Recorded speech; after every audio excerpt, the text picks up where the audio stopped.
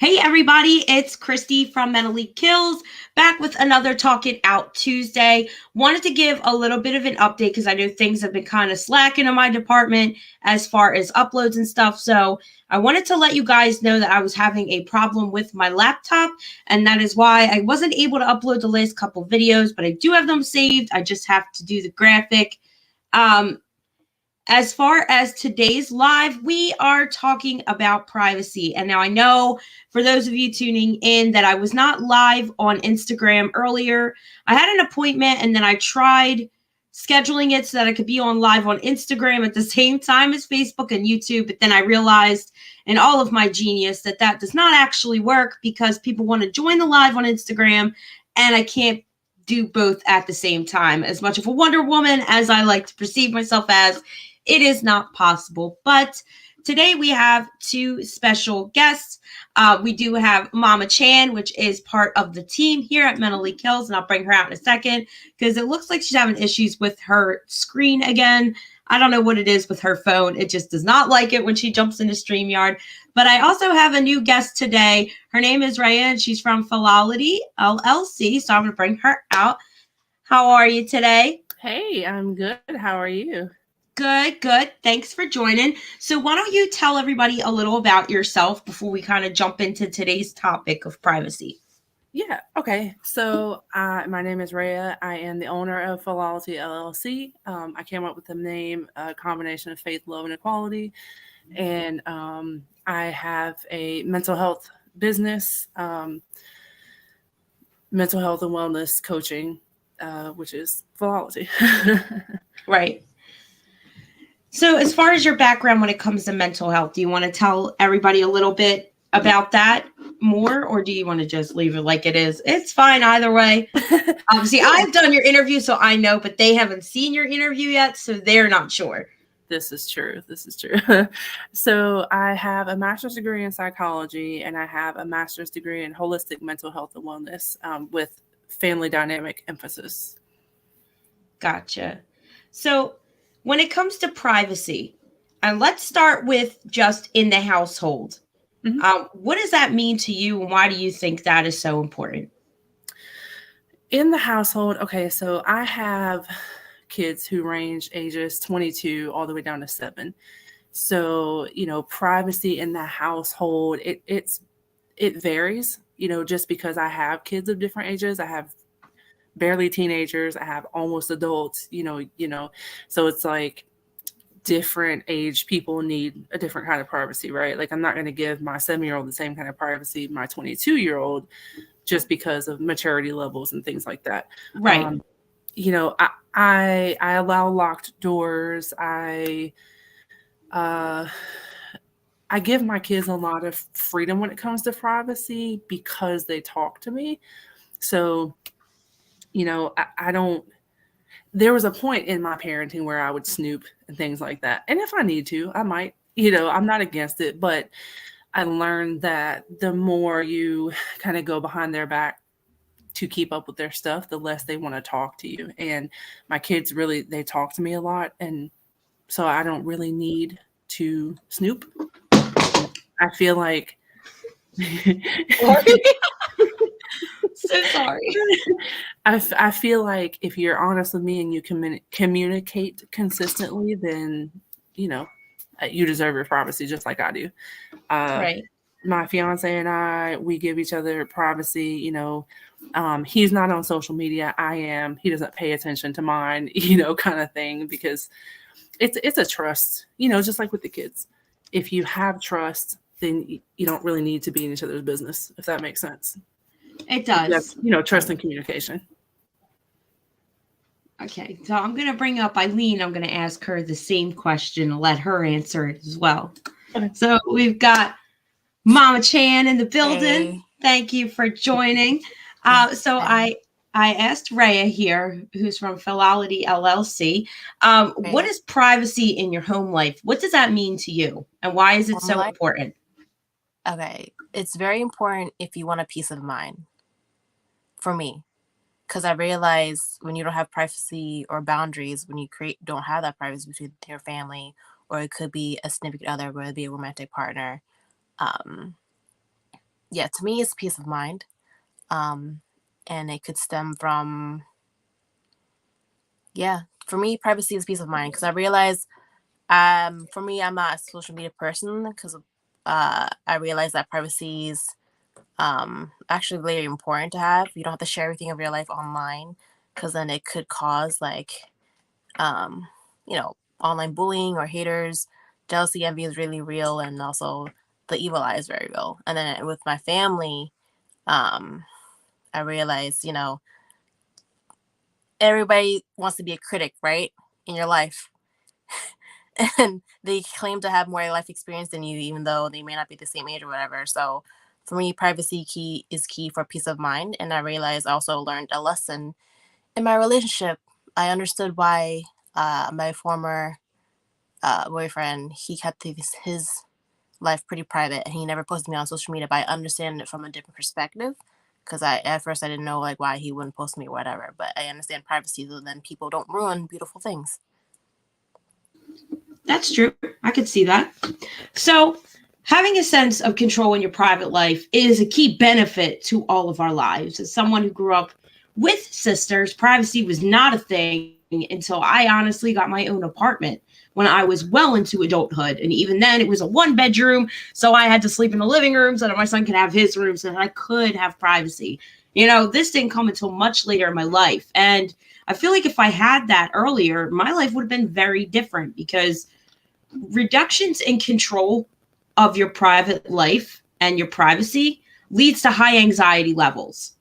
And when it comes to things like social media, because there's a clear distinction between anxiety as a typical human emotion and then anxiety as a mental disorder. But when you have like things like mass surveillance and social media, it really kind of blurs those lines. It's why I wanted to have this topic today. So, like you said, you mentioned social media. So let's pop into it. 7 in 10 adults in the United States use social media. And life without it's kind of hard, right? What do we do in our spare time but pop on a gram or pop on Facebook or pop on YouTube or TikTok or whatever? Some people still rocking Tumblr, and that's okay too, people. All right, I'm one of those people. But you know, some people still rock a Tumblr in the background. We might have a couple people on MySpace, but we don't talk to them or about them because that's just weird. No. That's serial killer vibes. It's strange. And the people who cruise on LinkedIn, who does that? Nobody. We update our LinkedIn as we get a new job. We don't share anything. We don't post anything. We add our skills and a great headshot, and then we leave it as it is. All right? And that's it. That's all we do with LinkedIn. I say that in jest, of course, but it's very important with how much we use social media. The problem with not having privacy is it leads to an eroded trust in others, friends, family, government, even yourself. For example, I had a sister where if I had a journal and I would write in that journal, she would grab that journal like it was a gold dollar sitting on the bed, right out and reading it. And the problem with that is now, even in my adult life where I am now, I still sometimes monitor what I'm putting in this book, because I'm like, what if someone finds it? Knowing that no one is going to find it, because even if they did, they wouldn't want to read it. They'd be like, this girl is really mentally ill. Like, I wish I hadn't read this. Like, you know what I mean? Like, is she seeing a doctor about that? You know? So, like, but it affected me to this day. I'm now 31. And I still have issues writing in a journal because I am afraid that my sister's going to run in and come swoop my book and read it to the family like it's a public speech. And that's just not the case anymore. So for me, privacy is a very big thing, but it is also something that is hard when it comes to children. How many children do we have that are sticking fingers under the potty door and are, mom, mom, mom? All of them, every single one. So even my 22-year-old, even your 22-year-old. So we're all parents. How do we keep and set those boundaries with our children when it comes to privacy? Like, how much is too much? That's the main question. You know, for me, it's bedtime. When it's bedtime, you are at my face. You know, that's it. You're going me time. That's it. Don't Yes, call me. yes. Don't find me. Don't bother me. Don't get out this bed. You better use the bathroom now. You better get some water now. You better tell me 7 different stories in a row right now and ask me irrelevant questions that you could ask tomorrow right now. Because otherwise, the mom that you see after bedtime is a demon. And she does not apologize for being mean because of those boundaries, setting time for myself. So, what about you guys? How do you set that time for yourself and hold that boundary, other than threatening your children, of course? Not recommended. I'm not a doctor, people. All right. No, that works for her. Do you want to go? Right. So, you know, like I said, my kids are all different ages. So, I don't know if I'm the best person to ask on this topic because, you know, so for those of you who don't know, I had my first child when I was a month shy of 15. So I've had a kid, you know, for most of my life. So that specific kid, and then I had another at 18. Those two kids, I don't, there's not much that I don't share with them because, you know, my oldest, we literally grew up together. He, you know, so it's kind of hard to keep certain things private from him just because he knows me well. And like I said, we kind of grew up together. Um, and he in turn also, there's not much privacy between him and I and on the, you know, in the flip side, because he pretty much tells me everything. And I know like a lot of people think that and their kids aren't really, but this guy really is, because some of the stuff he tells me, I'm like, you could have kept to yourself, you know, maybe a little too much, but, you know, but, I would say for me, it's different with different ages. You know, I mean, there's certain things that I'm not talking with my younger kids about that I am talking about, you know, even personal stories with my older kids, just age appropriate things I'm not sharing, you know, with younger kids yet. My room is kind of like, I have my own room. My fiance has his own room because we sleep very different. My room is kind of like the kids come in here if they want. They, you know, like I don't have a ton of privacy when it comes to like between my kids and myself. However, they know there are boundaries with, you don't come and snoop through my stuff. You know, I let you come in my room, but you don't go through my stuff. Conversations, there's just boundaries. There's, you know, there's boundaries put in place to where we can talk about anything. You can't necessarily talk to me any kind of way. But I don't know, I'm pretty open, age appropriately, like I said. I don't know if that fully answers your question, but hopefully so. Yeah, it does. It does. It answers it. And Eileen, how about you? For me, privacy. Okay, so I had to learn this because I come from a different background. So I come from an Asian family, and my family immigrated from Cambodia. So like they're used to like, and you'll see it maybe in other cultures. It's kind of normal to like sleep as a young child in the same bed as your parents, because I kind of grew up with that. Yeah. But then like when I coming, well, I was born in America, but in American culture, you know, kids should have some kids have share room. I've done that like all my life with my younger sister, um, with parents sleeping with a child in the same bed. With American culture, sometimes they see that as like a, you know, no, your kid needs to have like a certain age, eventually his own room or whatever, or they start even as a baby, they just completely have their own room. Me culturally, you know, I ever since I was little, like we would share beds for years until eventually we had our own big house, and then I shared a room with my sis for a really long time. But with me sleeping in the same bed as my son, that was just like a norm for him, and he would like sometimes couldn't sleep unless I was there with him. But I see in American culture they say privacy is very important because, you know, he is a boy and he's getting older. He needs his own space, so space is very key. And you just have to. For me, it's just straight up. I had to learn firm boundaries, especially when it comes to like family. So like that was one aspect. But then with my family, like when I would be on the phone, like sometimes I have a conversation, but they would just like to butt in because they have to say something to me right then and there. I'm like, yo, can you give me some time to talk to somebody, and we tell them off so then I can talk like to you eventually and not interject, because they did that all the fucking time. I had to just use, sometimes you gotta be blunt and be like, yo, give me some privacy so I can have a conversation and then wait till I'm done. Like, it's this respect when it comes to if it's a friend or a family or, with your children as well. With my son, he knows that there's certain conversations I can't have with him because it's an adult conversation. So back when I had a boyfriend, like, you need to go in your room, play on your tablet or do something, play with something so we can have adult conversation. Because there's certain things you just don't talk to in front of a kid. I had to learn that from my ex, especially because my family is they have no boundaries. They talk about, anything in front of me. Like, I had to learn that as well.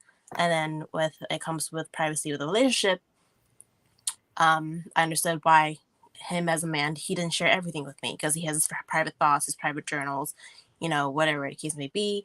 And also why he kept his things private, not posting me on social media because he had very bad backlash back then when he used to have like a significant other or whatever. So he doesn't post anybody on social media for privacy, for not ruining something to get to his mental, whatever case may be. So it's just recognizing it. If it's disturbing your peace, then you should probably keep it private. Because then I realized, when I was young, I didn't get any praise for graduating or getting like honor roll or whatever. So I'm not that type of person to have praise like, oh, I got a new car. I'm on vacation. No, vacation's fun. You can share that. But like for me, privacy is just like, okay, nobody needs to know everything about your life. Like what you're eating today. Like that's so old now. Do you really have to post your food, what you're eating? Like, ooh, fancy, it looks good. It's like social media now is just like an open magazine, I'm just like, okay, because we're grown now. Because, Come on now. Because I don't post it, but I still take pictures of everything I eat if it looks pretty on the plate. Yes, I'm just saying. I was there once. I was mad like a long time ago. I had these Raisinets. I bought it, and I was mad because it's stale as fuck. I'm like, I don't normally post food, but I'm mad that this is stale because I bought it and I wasted my money. But I stopped doing that. I was like, come on, people. Like, just, teach their own, whatever they want to share in their private life, but you have to be ready for the things that come with it if you're going to share your private life with people. Because it's not, I'm to a point where now that I'm older, it's beyond me. Like, you share everything, even your children, in social media like that, everything about your life. But some people, that's their bread and butter. They make money on social media. But for me, I realized that privacy it's for my mental, it's a peace of mind to have that solitude. I'm very much usually introverted, so I'm just like, I'm okay with that. I don't need to be in the know about everything in my life. If you really cared, you want to know, you can call me or text me. Yeah.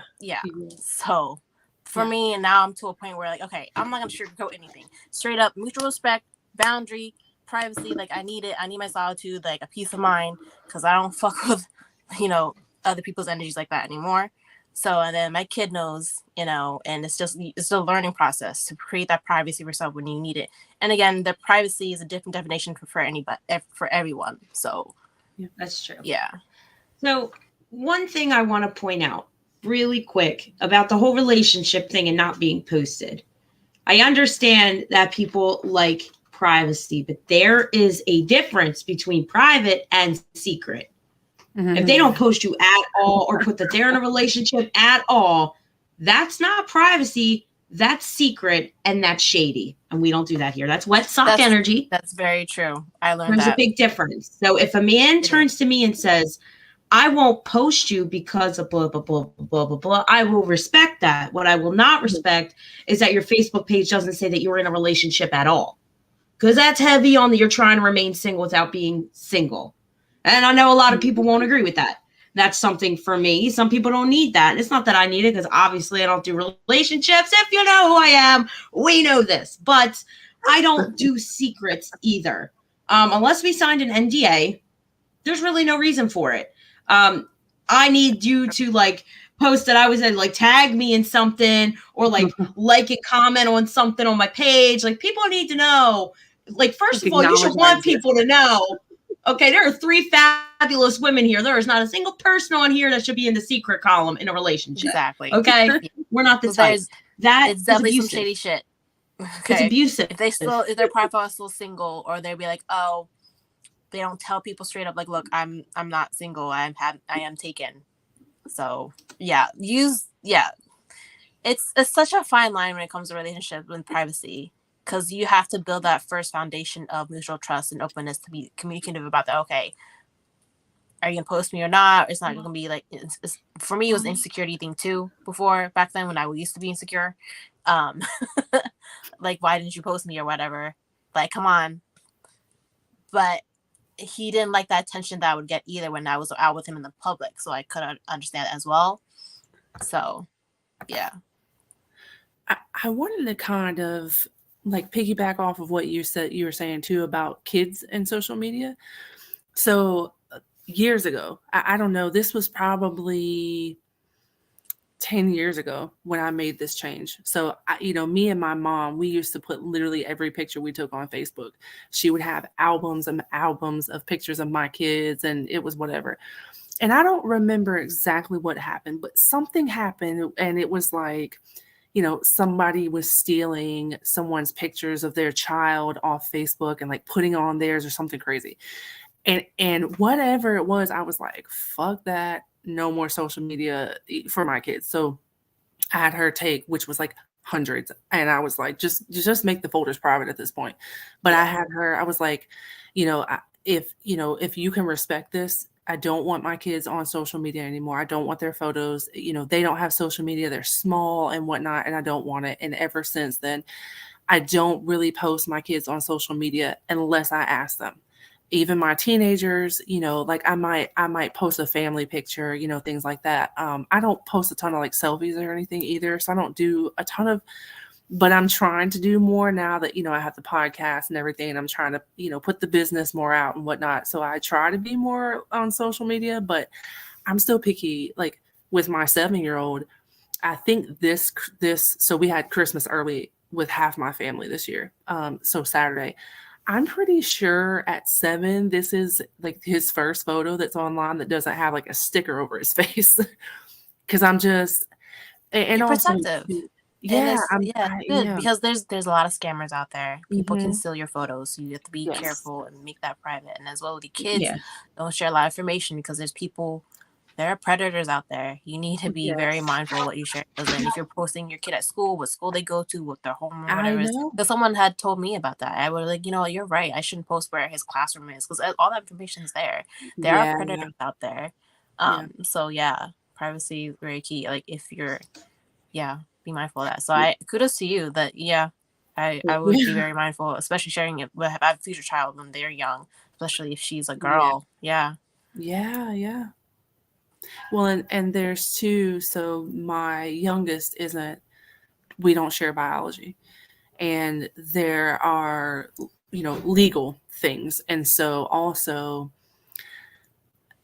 it's a little selfish, my reasoning I don't want the absent biological parent. This was my initial thought. I don't want them to be able to take photos off because they would take my pictures, baby pictures of him, and put them on their Facebook.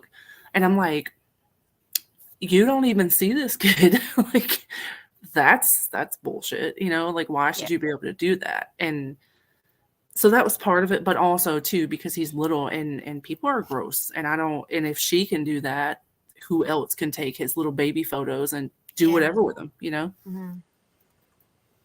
Yeah, unfortunately, when it comes to children, once you have children, you don't have full control over their privacy. As horrible as that sounds, it's true. You do what you can, but that's a fact. You can't say, don't do that to somebody because they don't have to listen to you. That's the problem with that.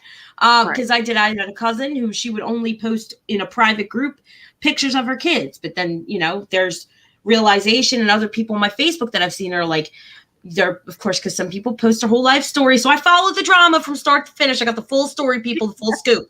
Okay.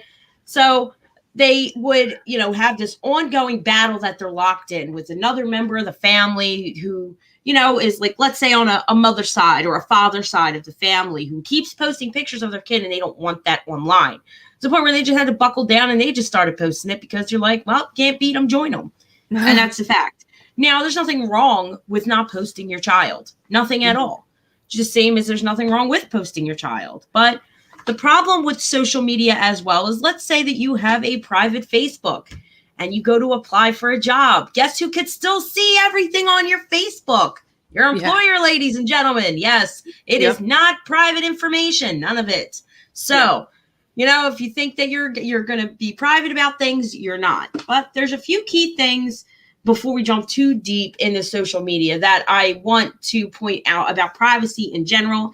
And that is that it allows us, and by establishing those boundaries, we limit who has access to our bodies, places, and things, as well as our communication and our information, such as, i.e., our children, our Facebook, our dinner last night, etc., etc.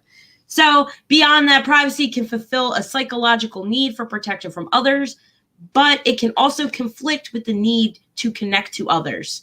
So there has to be a balance. You cannot be super private, no one knows anything at all, and you never talk to anyone, because that's damaging to your own mental health. Now you're self-censoring overly to the point where you don't have basic human connection. That's not safe. But then you also have people who are not private at all. And that's kind of like me. I have, I think, the perfect kind of balance, because I have a private Facebook where I post my child very often, and I have my real names and all of the things. And then I have my other Facebook where I'm an open book. You can ask me and I'll tell you, but I don't post my child. I don't post, things about my family. I don't post things about my home life, because that's the fine line that I have.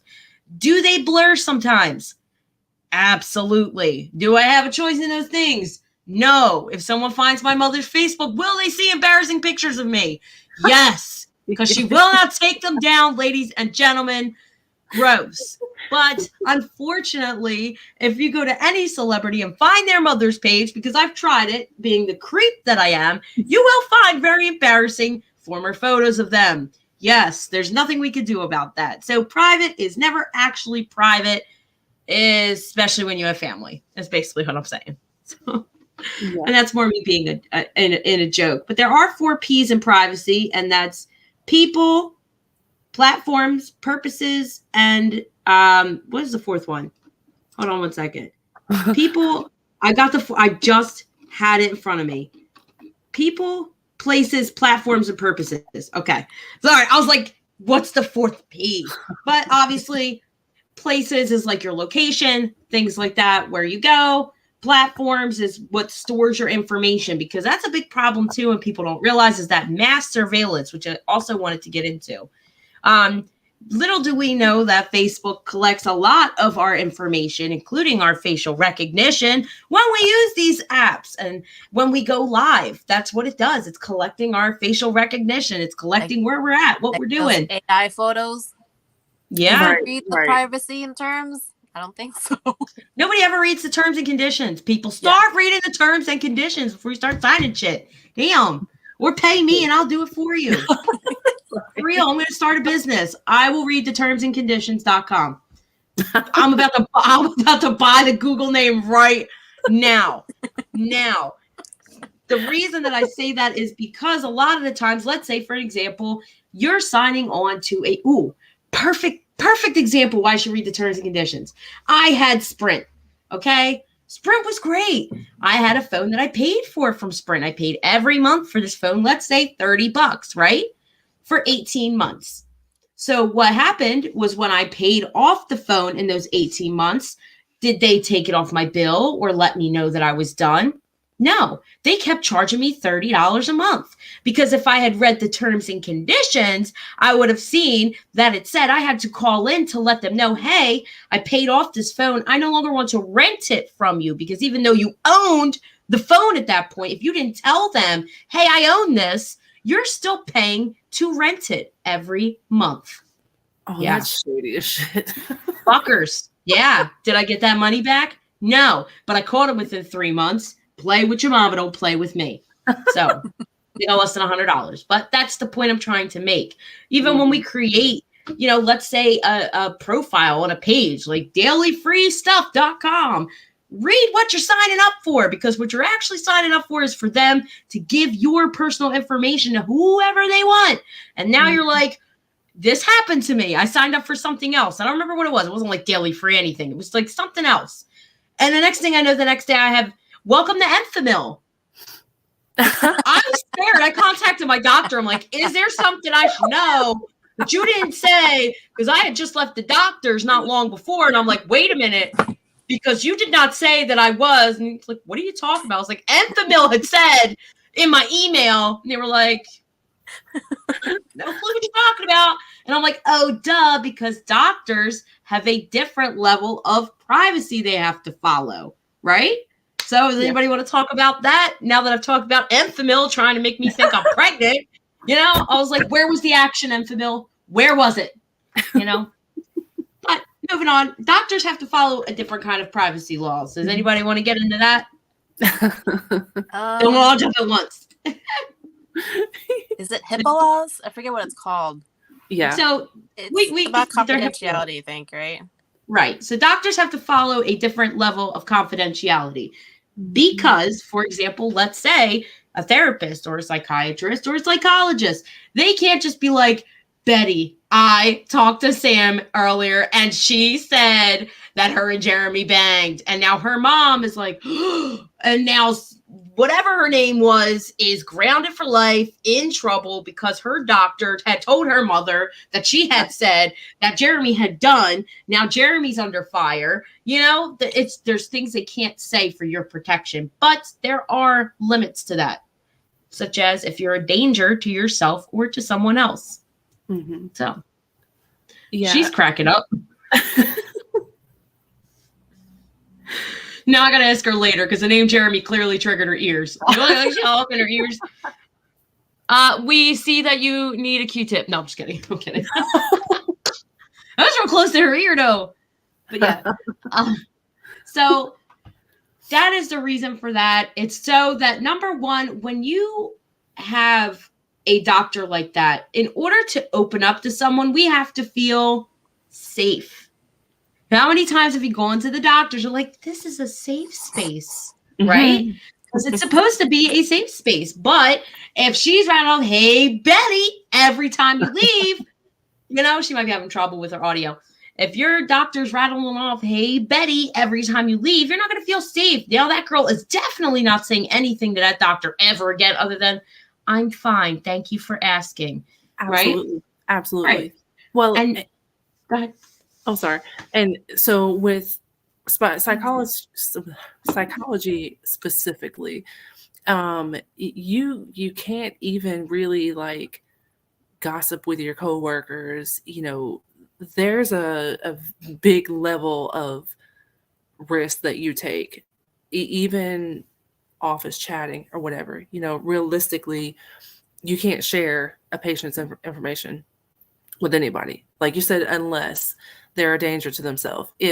And even then, it's still kind of a line, as to who you talk to. Say you feel like a patient is a danger to themselves, there's still kind of a line as to who you can talk to. You can't just go to any coworker and be like, well, this is how I feel, blah, blah, blah. You do have the right to call the police in certain instances, but even then, it's still kind of a line, because if it's anything you kind of are going off instinct or feeling or whatnot, and your instinct is even slightly wrong, you can get in trouble for telling people's business, basically, So there's still, even when you feel like a patient is in danger, there's still protocol you have to follow. You can't just pick up a phone and call somebody and kind of vent, you know what I mean? Unless you have a therapist who is bound by confidentiality. And even then, using names, full names and things like that, or even real first names, is still kind of not really the, suggested.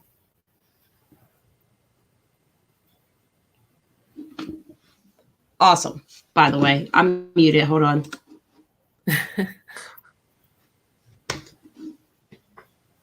So it unmutes when I say, God damn it. And then it mutes me again. Rude. Okay. So awesome.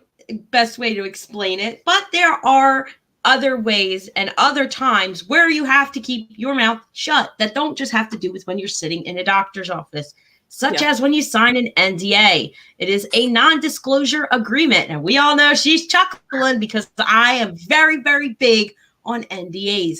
And privacy is the reason why. Like, yes, there is a freckle on my butt, but you're the only one who knows about that. And that's why you signed an NDA. I say that in jest. Also because there's a child. But there's reasons for that privacy. My son, by the way, is next to me doing a project because it's due tomorrow. Fantastic. And that's annoying. Nice. Yeah. Another He thing said too, that's I would annoying. say- Could you imagine? Could you? So beyond that, NDAs and anything that has to do with conflict of interest, such as if you are in a business, you may not sign an NDA. There's another form, the name I can't remember right offhand, but it's kind of like the same as an NDA, where basically they say anything you see here, you do here, you type on, you work on, you've emailed, is all private. And I have it also at the end of my email as well. So anything that I send from my business email has that whole shebang at the bottom. I can pull it up to read if anybody wants to hear it, but I know that you look like you wanted to say something, so I'll let you do that. Anybody? Oh no, I wanted to touch on, like, besides privacy in like a professional setting when it comes to doctor's office or even a workplace, you have to be mindful of your surroundings with people when you have maybe conversations. Privacy, because what you think you could talk to somebody in confidentiality could ultimately be heard by another person because you have told this person in confidence. So again, maybe you don't care about what other people say or like gossip or rumor mill, but again, you just have to be mindful when you're in a workplace or even like even a public space, because you never know who's listening. And even when it comes to putting private things out, whether it be like a public announcement, you never know where people will share these things. You just have to be ready for, I guess you can say, just have the mental fortitude. For me, if you have any social platform, just don't look at the negative comments. But that's just my 2 cents. You just have to have that, I'm going to say it in the back of your brain, but like, you have the mental fortitude to deal with that. If you are creating that kind of content, if you're doing for business or whatever it is, that you have to be like not as private as you would want to be in sharing that information, especially people who you talk to and then also confide in, because you just never know. That mutual respect has to be established first with, like Christy said, an NDA or whatever the case may be. But that's just what I want to put out there. Just people use discernment when you're sharing information, because privacy for me, again, it's very important to me as a peace of mind. So yeah, It is important, but here's the thing. As soon as something leaves your mouth, it's no longer private, especially when it's in the ears of someone else, period. Yeah. Also, since we're on the subject of privacy, there's also something that I wanted to add as a side note, because I've seen it a lot, actually, and it really bothers me. Basically, especially when it comes to the BDSM community. And I'm going to monitor this conversation because there are little ears around, but there are things that I should not see in public, because consent is number one, but consent doesn't just go for you and your partner, it goes for the people around you who are in the vicinity of what you're doing.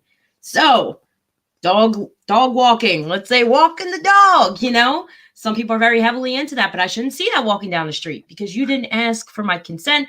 You didn't. I need privacy. That's not private.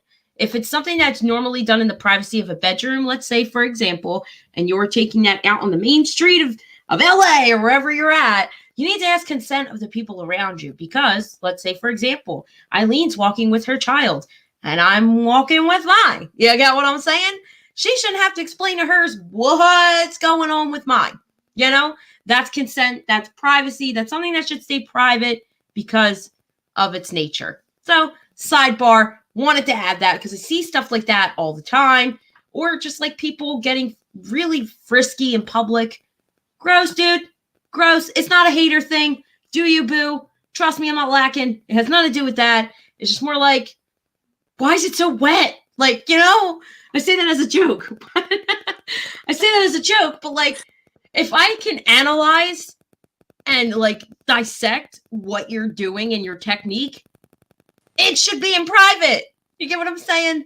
That's something that also should be private, but also stems back to, at the same time, video cameras, hidden ones, nanny cams. I am very against nanny cams. Really? Here's why. Yes, here's why. Did you ask consent, or did they sign a form that said that at any time they may be recorded? If not, you're violating their rights and their privacy. Whether or not they're a shitty babysitter is irrelevant. Okay, I'm all for protecting the kids, but I'm also all for protecting my legal rights. All right, that's not legal. It's not smart. And if anything does happen, you illegally obtain the information. So guess what? You're beat like several feet. All the feet. Beat them because you can't use it. You didn't ask for consent. So as a sidebar for anybody using nanny cams, make sure you put it in the terms and conditions that no one ever reads. So that way, if you have to use it, you're not violating their rights. So You sound just like these other things that just, like to sneak a camera somewhere without unknown consent. I do not like sneaky cameras. That's why I don't go to anybody's houses for sneaky links unless I really, really trust them. They come to me. Yeah. I know where the cameras are here. I also know where my gun is, sidebar. But no, I'm kidding. Don't get a TV with a camera, I'll tell you that. Yeah, I do not have any of that. I don't even use my TV, side note. It's just there. But for the emails, so for example, this is what's at the end of my email, okay? It says, the information contained in this email and any attachments is confidential and may be legally privileged and protected under state or federal laws. It is intended solely for the addressee and accessed by anyone else is unauthorized. If you've received this communication or any of its attachments in error, you must notify the sender immediately and delete it from your system without retaining a copy. If you are the intended recipient, any disclosure, copying, or distribution is strictly prohibited and may be unlawful. I have a business. I send out guides all of the time. You can't pay for a walkthrough for something and then send it to someone else because guess what?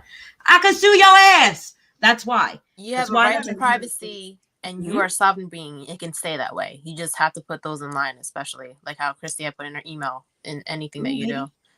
Oh, I also used to work for city government. So I had to have that at the end of every email. Anything I sent was confidential. Even if it was like, I ain't coming in tomorrow. Don't look for me.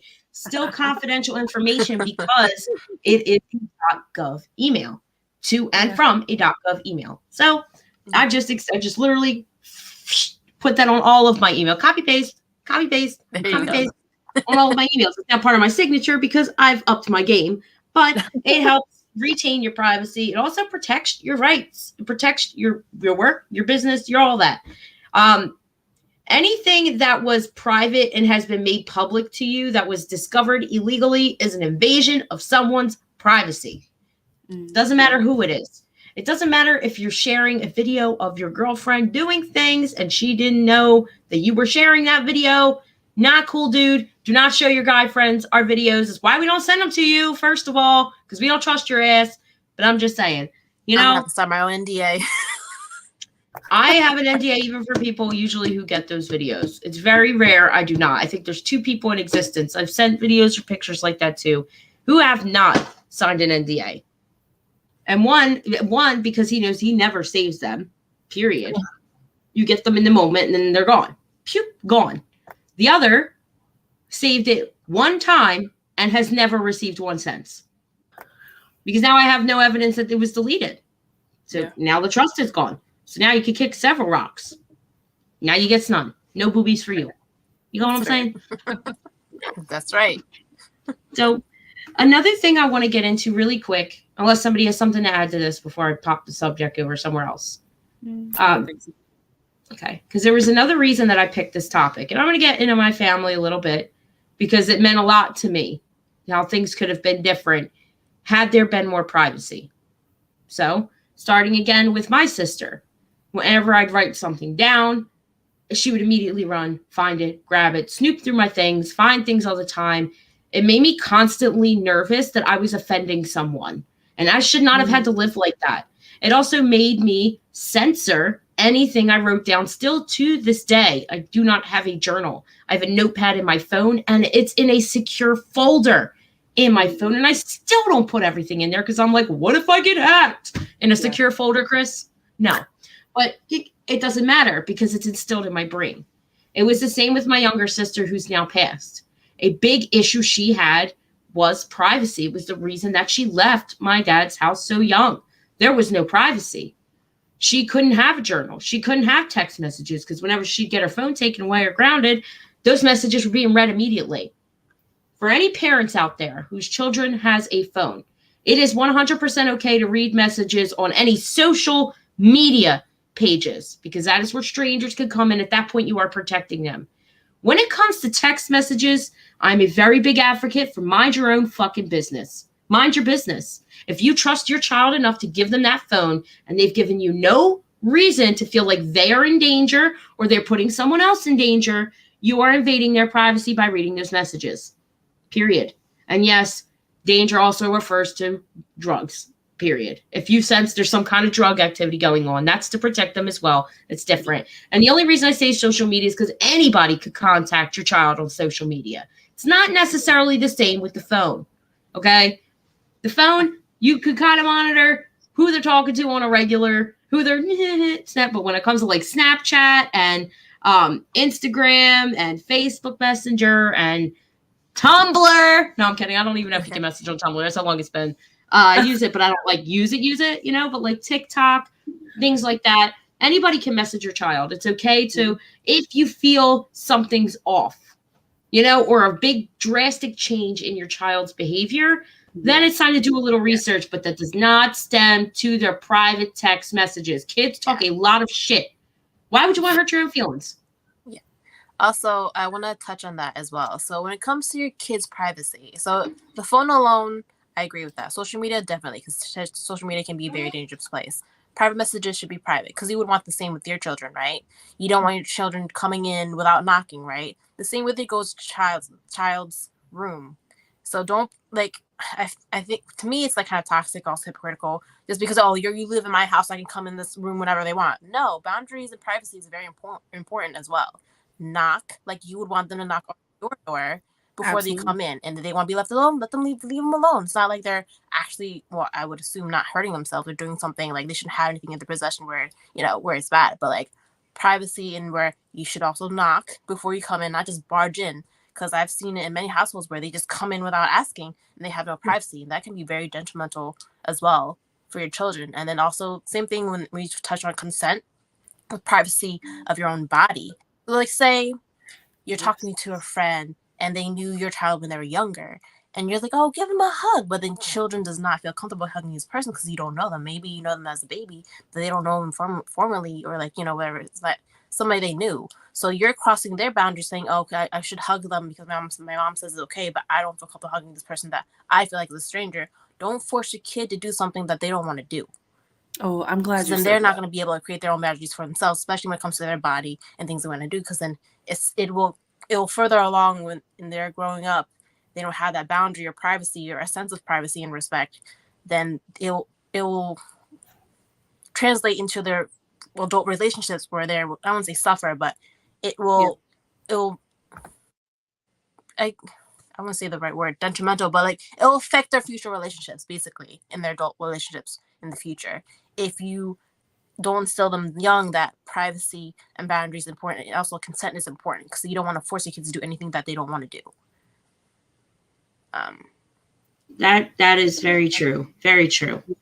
Stop forcing your kids to give creepy old ladies kisses on the lips. It's weird. It's weird. I hate people who kiss their family members on the lips. I was the only one. Okay, gross. Maybe it's just a white thing. And I guess maybe it's, I don't know, like French. It's a French thing where they do the kiss on the cheeks. That's like a French thing, right? And I thought I've learned, well, I guess it depends on what Spanish family you come from. They also do the same thing where they kiss each other. But I found it so weird when it came to, like, again, I don't know if it's just Caucasian, but like I had an American friend that he was like my best friend in high school. I would see him like when they are like leaving or saying, and it's a form of love, but it's a love language. They kiss on the mouth. I thought that was so fucking weird because that's your family. Like kissing your dad on the mouth, like a cat. Like they're dudes. I'm just like, I thought that was so weird. But I guess it's like a different culture thing when it came to like. Maybe you can explain it to me because I've never seen that in my life, and I thought that was weird. But apparently, some people do that. I'm like, okay. There are a lot of people that do that. I do not have an explanation for that, other than just to be creepy and weird. There is no explanation. But okay. it does agree. That falls more under consent. It's not really like privacy. It's more like consent, but it's also about boundaries, setting those boundaries and allowing your children to establish their own boundaries, which we had talked about before. But when it comes to privacy, I feel like in a household, and I'm glad you said something. You still got that. You're still thinking about people kissing old people in the mouth. Yeah, I get it. It's fine. You still got the. I found it weird because it's between family. It's weird in general. It's just weird. Okay. It's weird. Okay. Yeah. Like, when we go back to the, way of greeting people, I'd love that. Anyway, when it comes to privacy in households, because I had somebody who I've lived with recently do this, where they and open the door at the same time. That is not privacy. You wait for an answer. Treat every door that is closed like a bathroom stall. That is the perfect way to teach anybody and everybody about privacy. So write that down if you have to. When you knock, wait for a response. Treat it like a bathroom stall. It is most important. Beyond that, when it comes to our children, Go play video. Yes, children are allowed to have privacy, but how much is too much? A big thing I used to hear, not teachers, but parents say is, I'll take the door off your room. And then they do. That's not okay. That's never okay. Do not ever take away your child's safe space, ever, especially teenagers. I know they're doing some shady shit. Take the lock off the door, no problem, because your child shouldn't have a lock on the door anyway. What bills they be paying? None. Anyway, but when they get past a certain age, for me, it's like 12 or 13, they need a door. They need to be able to shut that door. More for us than for them, because I'm not walking in on something that I was not prepared or need to burn my eyes out of my sockets for seeing. Okay? Kids need privacy. They need time to, let's not say explore themselves, because that sounds gross, but it is what it is. They need time for themselves to figure out who they are as a person, their thoughts, their emotions, their feelings, and yes, those things too. They need to figure all that out for themselves. They need privacy to do that. Stop taking the doors off your children. Anybody? Well, and two, I mean, if you have the right communication with your child, they'll come to you and talk to you about things. You don't have to spy on them, so to say. That's right. Now, I will say, through the evolution of my parenting, there was one time, I think my son, he was probably like 9, my oldest, he's 22 now, and I did take his door off the hinges. Yeah, I wouldn't do that. I've never done it since, but I did it with him. But I also allowed him to watch porn when he was a preteen. Like I said, my parenting has evolved since. I don't, but yeah, I have done that. I did it one time. I don't remember why I did it. It had to be something that I felt was severe, because, and it could have been behavior related. It might not have even been like he did something behind my back. But like I said, this was a long time ago.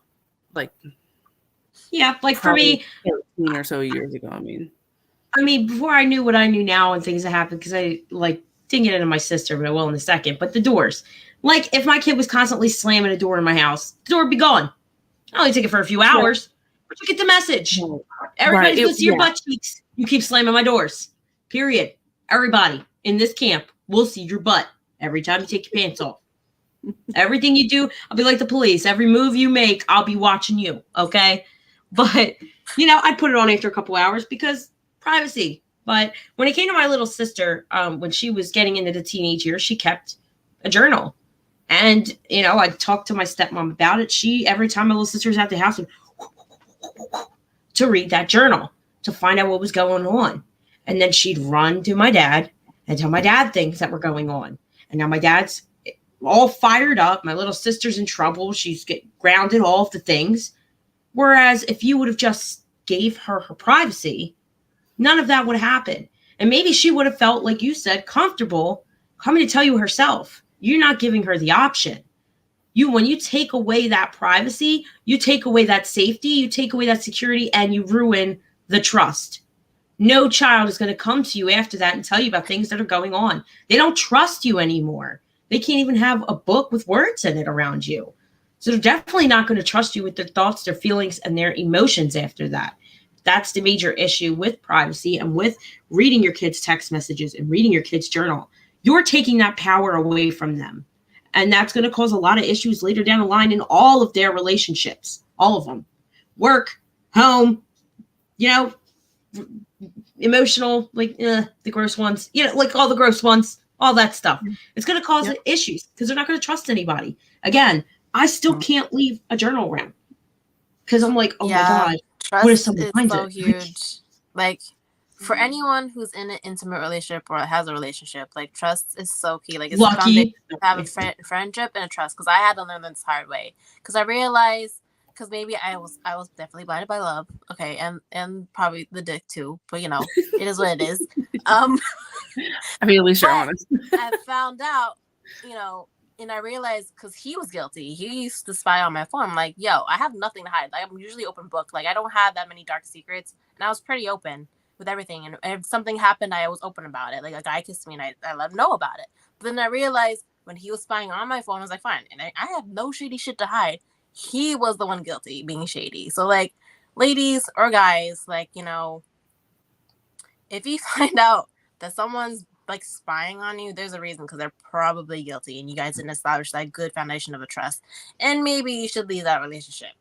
Or they have their own traumas as well, so let's remember that too. Trauma, it's not always because they're guilty. Sometimes they've just been through some shit. So I had one relationship, not my whole life, I know you guys are waiting for that part, no, okay. But I did have one relationship where this person had very severe trust issues, to the point where at one point they said, can I look through your phone? Now, this is where you get mixed responses on how people would have answered. Because some people would say, oh, sure, here you go, because they have nothing to hide. Did I have anything to hide? No, because I'm not a cheater. But did he get my phone? Fuck no. No, you can't. What do you need to know? What are you looking for in my phone? I'm going to ask you that question. What is it you think you're going to find in my phone? Because at the time, remember, I pay these bills. INDEPE. Yeah, okay. It doesn't matter if we live together. I pay the bills. So my response to him was, number one, what are you looking for? Where can I ease your concern? Because clearly there's concern here. Number one, I talk a lot of shit. So no, you can't have my phone. Okay. But number two, I pay these bills. The day that you pay my phone bill is the day that I might, because it might still be a no, let you look through my phone. Until then, the answer is no. But you can let me know what you're looking to find, and I can ease your concerns here. That's the answer that I would give to that every time. And it has met heavy backlash. Heavy. Well, nothing. If you don't trust me, you shouldn't be with me. Period. You don't trust someone. That's the only reason you look through your phone. Exactly. The only reason you need to look through my phone is because you think I'm doing something. So what do you think I'm doing? I mean, most people know I'm an open book. I'm going to tell you. Maybe not all people are like that, no. But the second you ask your partner to look through their phone, the trust is already gone on both ends. Because you don't trust them, that's why you want to look. But why would you want to look if you trust me? So now even on the other end, there's doubts now in your partner. If you fuck around, you're going to find out. So don't be ready for that. Just saying. I tell people all the time, like, why would you want to hurt your own feelings? Please do not look through my phone, because I talk a lot of shit, mostly to myself, but it's still there. And, my notepad is popping in my phone, okay? I have borderline. If I didn't do it that way, where I talked a lot of shit in my own notes, that I would be sending a lot of paragraphs, and I do not want to do that. So, stay on my phone, But it came to a point where it was like this. Like, my son now uses my old phone, and he wanted to take it everywhere in the world. And I'm like, you can't take it anywhere out of this house, because I've not deleted all my old messages, pictures, notes. There's a lot in there, and you can't take it anywhere. Now, does anybody care what's in my old phone? No, probably not. But that's my trauma, because that's what I've been through. No. Like, there's even half the stuff you still have to have my face in order to unlock it. He looks a bit too much like me. I don't trust it. Nope. No. Nope. My whole HOTG seasonal outlines in there. Like, no. So it boils down to, when it comes to privacy, because we are coming at an hour here, comes down to number one, heal your motherfucking traumas. Okay. Yes. Heal your traumas. Talk to a therapist, talk to your doctor. Stop talking to your friends about things that should stay private, because once it leaves your mouth and into the ears of someone else, it is no longer private. The only time it's private is if you're talking to your damn self, and even then it's a toss-up because you never know who's listening. But also, number two, you never know when it comes to your friends. You can only go to a therapist, like a doctor, like a psychiatrist, things like that. Those are private as well, but that's by law. They don't have a choice. Another example of even talking with somebody in a private setting. I had a situation where I had to make a very big decision with a partner of mine at the time. And a year later, in an argument with my neighbor, that whole conversation was brought up in my face. Well, I recorded your whole conversation. So they were listening from the floor below to my conversation and recording it. What? Big invasion of privacy. Nothing is ever private once it's said out loud. Period. Remember that. Okay? Another key point to this that we want to bring up again. There's a difference between private and secret when it comes to relationships. Make sure you're not two-stepping on them boundaries, okay? Is he hiding you or hiding the relationship? There's a difference. You get what I'm saying? He doesn't have to say he's in a relationship, but there's a picture of you two cuddled up somewhere down the timeline. You're there. People know you exist. You know what I mean? He's in your comments. He's in all the things. You know, there's a difference. So when it comes to your kids, stop reading their motherfucking journals. Leave the damn door on the hinges. Just take the lock off. Be a real parent and put a padlock around the bottom part of the cord for their charger so that they can't charge it. Yeah. Pro tip, okay? Or get those little cages where you put the phone in. That would drive me nuts because I'd be sitting there like this, waiting 37 seconds. I need to start doing that for myself so I get some work done. They're 5 Below, if anybody's wondering. But yeah, other than that, I think those are the main key points. Establish your boundaries. Make sure you keep your private life private. Make sure you wipe your privates and wash them properly. As a side note, since we're talking about privacy, you know, hygiene, proper hygiene, spread them cheeks. If that relates to you, then I'm talking to you. Other than that, I am going to give you guys the floor for a second to tell us where we can find you. I mean, Eileen, you can start because we're going to put yours on the website anyway, and then we'll go because we have a newbie, so I'll give her the bottom end of that so that she can have more time for that. Sure. Yeah, so I'm Eileen Chan, aka Mama Chan. So you can find me on social media right now, just at Mama Chan _27 on Instagram. I do have a TikTok, but I haven't posted anything. But I am founder of Morphoglow, where I have started my own channel. Haven't posted any content yet, but I am on TikTok and Instagram and YouTube as Morphoglow. But basically, I just want to teach people to shift their mindset to help them heal, as well as, you know, having a better life and being different modalities on healing themselves. Because I would ultimately want to help people, you know, live a better life and be happy, like as I am, which is amazing. So, and also that's why I'm tied with Christy with this mentally kill project, because I think her work is amazing. She's amazing, and it needs to be talked about. So yeah, thank you for having me, and thank you, Ray, for being here.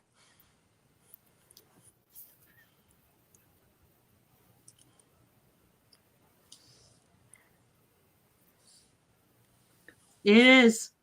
Still me. What? Okay, I found you. Hear me now. Good. No. Okay. I think we're good now. So I was trying to type in Morphoglow and then it lagged really bad and then it muted me and I censored myself. How rude is that? I got censored like Facebook. Disrespect. But for anybody again tuning in, Morphoglow is where you can find her on a lot of the things, all of the things. She will be starting her own content soon to help you not be as shitty of a person spiritually and all Also, the things. skincare. I forgot. And yeah, I was going to say that, but I wasn't like sure if you wanted me to throw that in there. But like, if you want your I skin, forgot. if you want to shine brightly inside and it's about the outside, glow up, she's the got inner you. and the outer glow up. That's what I'm promoting here. Period. Teaching Love you it. the ways. Love Yes. So thank you again, Eileen, for joining. Thank you. And be a part of the team. I'm going to drop you out now, and then I'm going to get our next guest here to give her things, and then we will be done because I'm tired. So thank you again for joining. Why don't you tell everybody where we can find you as well, so that they know where to find you on all of the things. I know that you have a website as well. Yeah. So you can find me at www.philology. Where is it at? Over here. Philology.net. And also, I have a podcast, Just the Who of Us, where we typically talk about trauma-related things. I'm expanding a little bit for it to be more than just trauma-related, but it is majorly trauma-related. So you can find me at philology.net, or you can listen to the podcast on Podbean. Just type in Philology, and it'll show you all the platforms there. So either place. Awesome. Well, thank you again so much for coming on to Talk It Out Tuesdays. I really appreciate you giving your insight. Thanks for having me. See you on the next one. And I mean, with that being said, I think we're done. For anybody who needs to know where to find me, mentallykillproject.org is where you will find all of the things relating to Mentally Kill Project. For anything else non-mental health related, cacanoodle.com is where you want to be. So with that being said, we will see you guys next week for another Talk It Out Tuesday.